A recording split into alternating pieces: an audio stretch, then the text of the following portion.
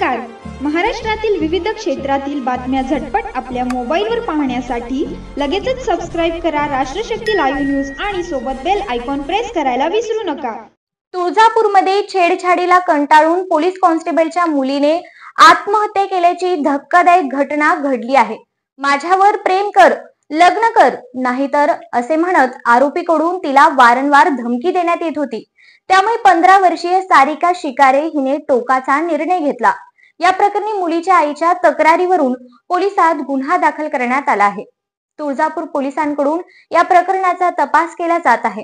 तुळजापूरमधील शहरातील police quarter ST कॉलनीत राहणाऱ्या 15 वर्षीय सारिका शिकारे या पोलीस कॉन्स्टेबलच्या छेडछाड आणि धमकीला कंटाळून राहत्या घरी गळफास घेऊन आत्महत्या केल्याची धक्कादायक घटना उघडकीस आली आहे.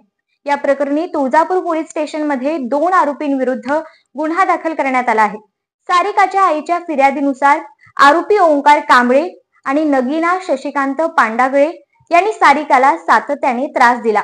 ओंकारने सारिकाला माझ्यावर प्रेम कर, लग्न कर, नाहीतर सोशल मीडियावर तुझी बदनामी करेन अशी धमकी दिली होती. तसेच त्याने बंदुकीने मारण्याची धमकी देखील दिली होती.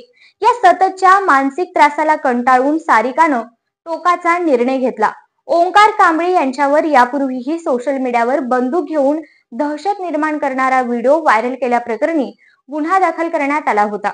या घटनेनं परिसरात खळबळ उडाली असून पोलिसांनी दोन्ही आरोपींविरुद्ध कठोर कारवाईचे आश्वासन दिले आहे.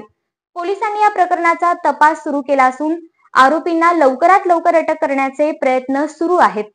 स्थानिक नागरिकांनी या घटनेचा तीव्र निषेध व्यक्त केला आहे.